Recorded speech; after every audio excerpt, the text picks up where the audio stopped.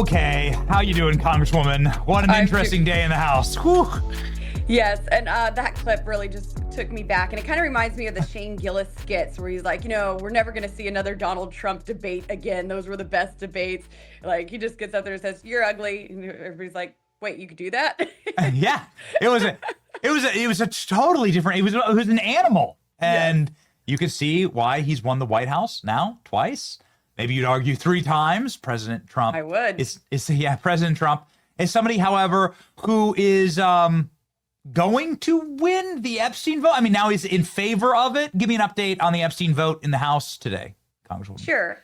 So this was never political for me. I certainly stand for the victims and transparency. I serve on the Oversight House Committee, and there's just information that we don't have available to us, whether it be from liberal judges who have sealed records or protected them and kept them from us, or it's the estate that has not turned everything over just yet. I certainly was inquiring when I spoke with Attorney General Pam Bondi and FBI Director Kash Patel. Some of the things they are saying that they just do not have access to. And I said, well, you're in luck. I'm a lawmaker, so let's just make a law that gives you access to the things that you do not have or may not have. So we are taking this vote. Speaker Mike Johnson has accelerated the vote. There's a procedure that would typically have 7 legislative days to ripen this discharge petition. He said, let's just vote on it. So we're doing that today. But in tandem, Ralph Norman is introducing a censure resolution for Delegate Stacey Plaskett. Now, this is the disgraced Congresswoman who has received campaign donations from Jeffrey Epstein after he was a convicted felon convicted for sex crimes. And now we see that she was coordinating in a House Judiciary hearing with Jeffrey Epstein. She was being coached by this disgusting man on how to take down a sitting president of the United States, Donald Trump. For Democrats who try to pair President Trump with Jeffrey Epstein, I think they're going to continue to be proven wrong. He is the man who some suspect was a whistleblower against Jeffrey Epstein. He also kicked him out of Mar-a-Lago once he learned what he was involved in. And Jeffrey Epstein has made it clear many times that President Trump was the one that needed to be taken down. He was the one that was going to expose Jeffrey Epstein. And in fact, in his first administration, he was the president who indicted and convicted Jeffrey Epstein. And we were able to get depositions that I have not seen in full. And one thing that I am fighting for sure. But that also led to the conviction of Ghislaine Maxwell. So President Trump has been on the right side of this all along. I will agree with him wholeheartedly that the Democrats are using this as a distraction. That has been his number one issue with this the entire time. He is doing amazing things for our economy, for our country. Our southern border is secure. Our illegal immigrant rate is down. People are self-deporting. ICE is doing a great job. Things are getting back to normal. Now, that was 4 years of destruction we just went through under Joe Biden, so it's going to take some time to reach the affordability level that we all want. And we have some plans to do that. You've even talked about those and the things you were working with Charlie on towards the end there. And also he's doing amazing things around the world. He is the world leader, the leader of the free world. And so the Democrats have used this as a distraction from the good that President Trump is doing, a distraction from Democrats shutting down the government for the longest time in history, more than 40 days. Where folks were without WIC, were without SNAP benefits, were without paychecks, where air traffic was creating chaos and frustration for millions of Americans throughout our great country.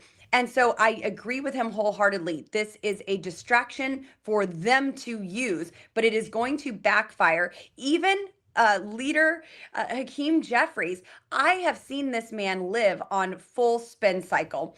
And he does a decent job at it. Of course, when you know the truth, you can roll your eyes and gawk at it and just explain what he is saying away.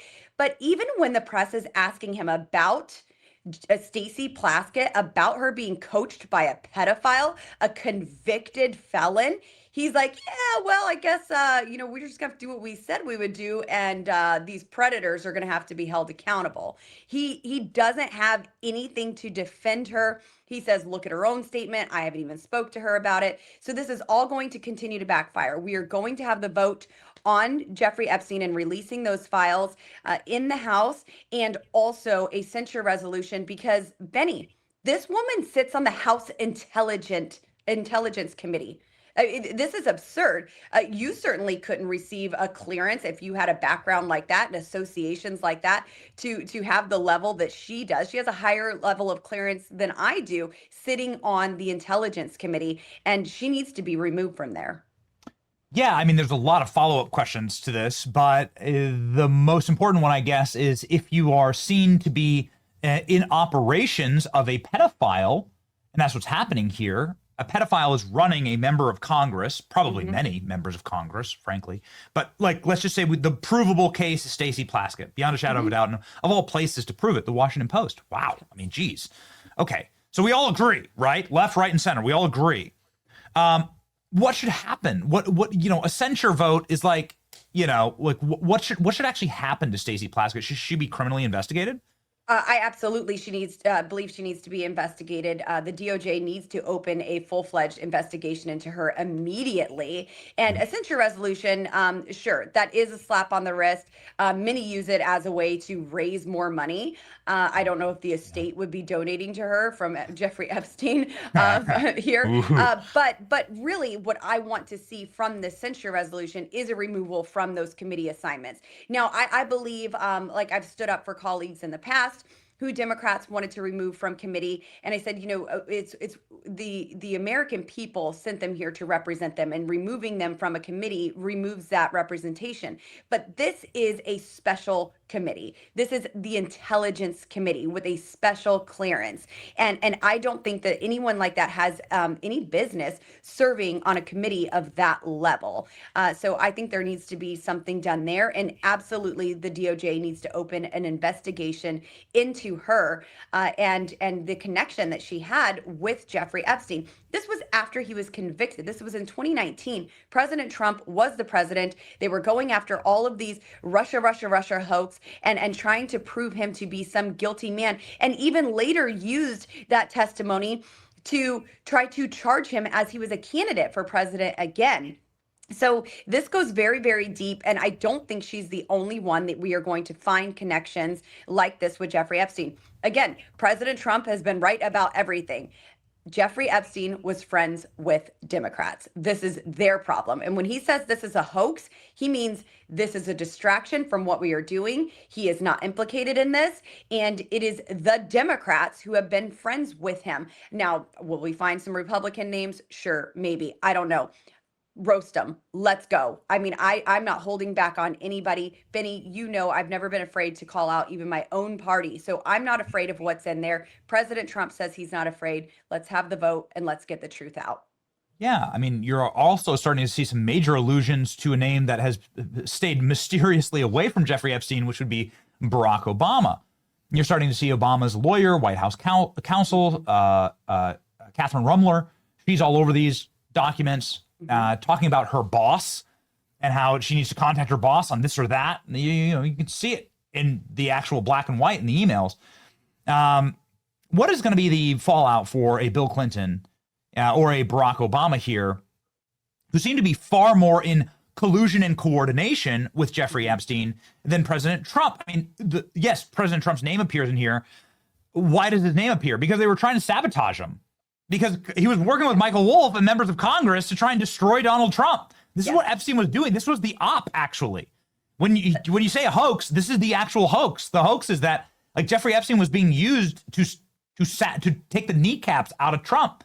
This is plainly obvious for anybody that is a cursory read of these emails. So anyway, for the people that were on Jeffrey Epstein's side, Bill Clinton, Presumably Barack Obama, I guess we'll find out more. Like, what's to happen to them? Again, we need full justice and accountability. I don't care if you're a former president of the United States. If you are guilty alongside Jeffrey Epstein and Ghislaine Maxwell, now listen, they were human traffickers. They weren't trafficking people, women, to themselves. There are other people who are implicated here.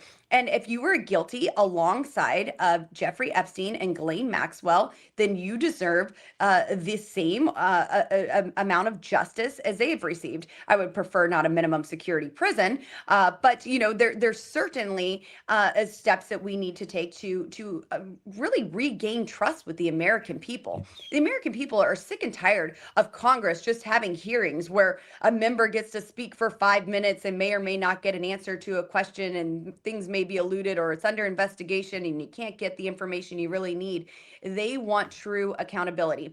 President Trump, I believe, will have a legacy of exactly that. He will have a legacy of transparency, of delivering on promises, and holding the corrupt the corrupt criminals accountable. This is something that he knows well of. Obviously, he was trying to be implicated. The Democrats were trying to put him in a position to be implicated with Jeffrey Epstein, and Jeffrey Epstein was helping them. So yes, you're going to see President Trump's name in this stuff, but it's all them trying to formulate a plan to take him down. They never wanted him to leave the Democrat Party. They never wanted him to run for president, and they never expected him to win and be as successful as he has. So again, this is a distraction. The hoax is the Democrats trying to once again take President Trump down with whatever they can, and the truth will prevail, and President Trump will be vindicated once again. So something else that might come out of this, and we assume that it's going to come out of this based on headlines like these, is that Jeffrey Epstein was working with Israel, was working with foreign nations and foreign intelligence operations in order to run this entrapment against world leaders, princes, presidents, American senators, celebrities, and so on. Obviously, it was all for power. Obviously, we've seen the photos of Ghislaine Maxwell sitting on the throne of Buckingham Palace. So this isn't even like hard. Actually, what is going to be the reckoning for America's intel services, which clearly gave Jeffrey Epstein a pass on being a pedophile? Yes. So, I mean, certainly I believe that there are other world leaders who are implicated here. I don't have tangible proof of that. We do know that there are victims who have released names. Congressman Thomas Massey has said that there are 20 names, one of whom is a prince.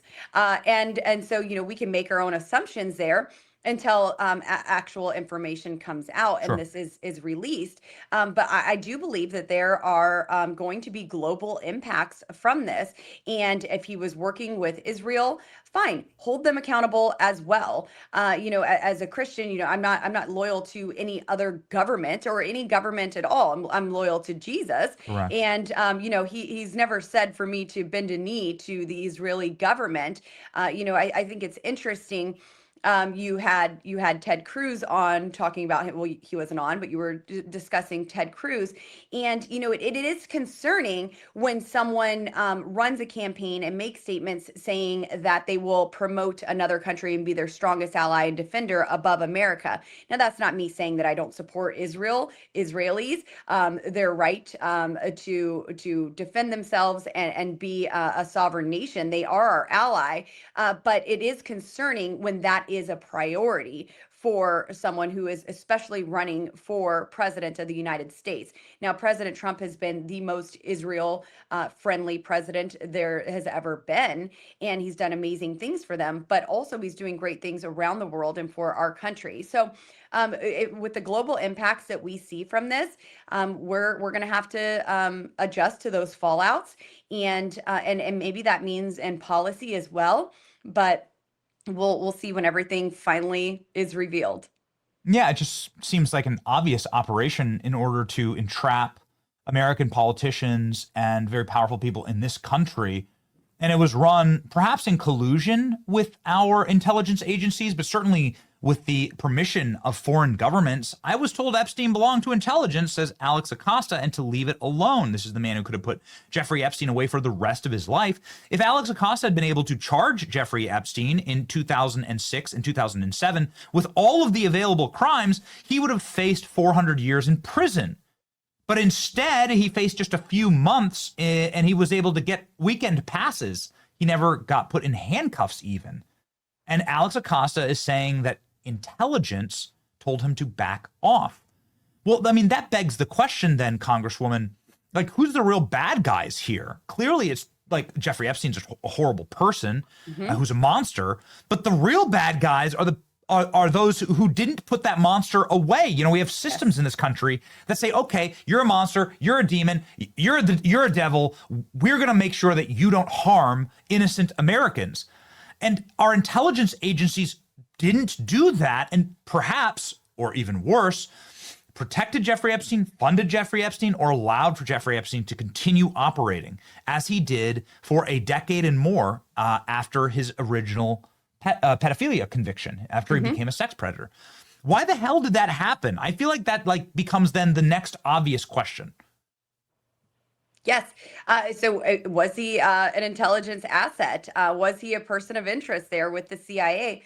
Within our own intelligence agencies here, to even have the rumor of that is certainly alarming. And then when you see the sweetheart deal that he received by Acosta, Acosta's name came up when I was talking with folks in the DOJ last week, and saying this is someone that we need to go after. Why was such a sweetheart deal given to him? Yeah. And this is someone who needs to be hauled in front of the Oversight Committee and really have answers provided. But I mean, the CIA, I don't think anyone there is a friend of ours. Have you ever heard of anything good coming from the CIA? I mean, the more and more we learn, the more and more we lose trust in everything that we are told, from 9/11 to President Trump's assassination attempt to even Charlie Kirk. So, in everything, there is such a distrust with the American people because it always seems like there is a cover up and a sweetheart deal and no true transparency. I don't think the CIA is a redeemable institution. I don't even know if the FBI is entirely redeemable at this point. We don't know what pieces of evidence have been manipulated from administration to administration. We don't know what documents are still there, what documents were ever there. Do you think that these people are really that sloppy if there's going to be a crime and a cover-up, that they're going to have a detailed list and a line item appropriation from Congress to actually do the thing? There's questions of what information has been there, is still there, was never there. And it is concerning whenever you see these sweetheart deals in the past that have taken place. And I'm hoping, I really, really hope that this DOJ will not be so kind. I know that there are referrals on, I want to say on Pam Boundy's desk, but that's where they were sent by the Oversight Committee, by Chairman James Comer. And I want to see action taken on those. I don't want to hear talk about it. I don't want to just pat ourselves on the backs and say we sent a criminal referral to for somebody. I want to see actual action, and that's what the American people want as well. You're on the Oversight Committee, so you have subpoena power. You're in the majority, so you have subpoena power. Here's an article that we seem to be the only show that ever cares about this kind of stuff. That says that Jeffrey Epstein was just bragging about working for the CIA. Mm-hmm. This is from the Evening Standard, and it was published when? When was this? In 2001. Okay, so this is sort of before Jeffrey Epstein became totally and completely memed and popularized in culture, and I think he was probably a little more loose in bragging about what he was doing. Mm-hmm. And so Jeffrey Epstein saying, "Yep, I work for the CIA." Is the CIA going to get a subpoena? Is Ratcliffe or anybody at the CIA going to have to get dragged in and asked about their files on Jeffrey Epstein? I would love for that to happen, and I beg for subpoenas every day that I'm here in Congress. I think that we use this authority far less than we ought to. We saw Democrats' abuse of the subpoena power that they held when they were in the majority. And I do feel that we are more skittish than we ought to be in serving these. But also, even within the FBI and DOJ, they can issue subpoenas as well. And so it doesn't just have to come from the oversight committee. If Kash Patel wants to issue a subpoena, well, get the information that you need from whoever you need it. There's some gray area even with the estate and the subpoena that we issued to them. To me, it seems like the estate said, ask us for these things in a subpoena, and we're happy to supply them to you. And then we asked for those things. And it seems like there's a lot more that we weren't given permission to ask for from the estate. Now, to Chairman James Comer credit, Jamie has said that they have provided even more than those things and that they are working well with him. But again, who can you trust? Trust but verify. I don't want to rely on somebody just providing a little bit extra, some more crumbs. Ask them for the whole dang thing. This is a $1 billion estate. Ask for everything. Simple. There's so many questions and there's so much there. And it really was an insult to the American people to just say there is nothing there, and there is. And I think there's obviously some major vested interests in making sure that the entire system doesn't come crashing down, because Americans, I think what's going to eventually happen is we're going to find out that our federal government was in the business of protecting this pedophile, and that our tax dollars went to protecting this pedophile. And that's going to be tough. That's going to be a tough sell for the American people. And so I say, just let it burn, right? Obviously the bad guys here were the Bush administration and his FBI that initially botched or covered all of this up. The Obama and Biden administrations that did absolutely literally nothing and seemed to be colluding with Epstein while he was still alive, or covering it up while he was dead. Bill Clinton, who had Jeffrey Epstein, who had Ghislaine Maxwell at his daughter's wedding. I mean, look at her gooning right here. They're guilty. They're guilty as hell. And then also on the CIA point, it was Obama's CIA director, who, according to these emails, was like the best friend of Jeffrey Epstein. Yes. So I just say out with it. I'm glad that the House is voting like this.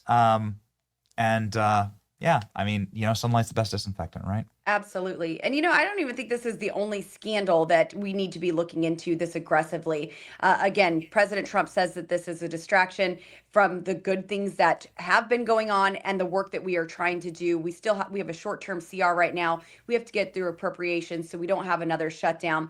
There's obviously the issue of healthcare that's on the table right now that we are discussing and we need to fix. And I think anything less than completely doing away with Obamacare while we have the majority is unacceptable. So that's something that we need to prioritize.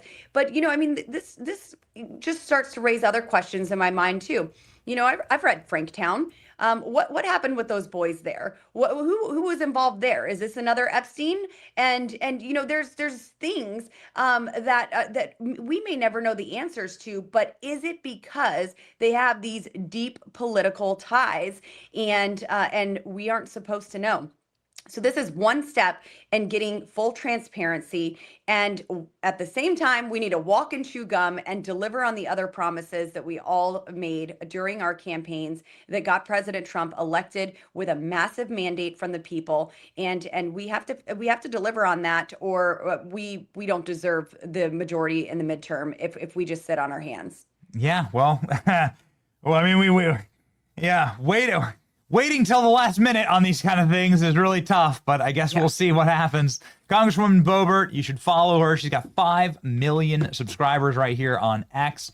She needs no introduction or outro. You know her, you love her, follow along, and man, she's just fighting for us in the state of Colorado, which is going to have some very interesting elections here coming up. So we'll see what happens next. Godspeed, Congresswoman. Thanks, Benny.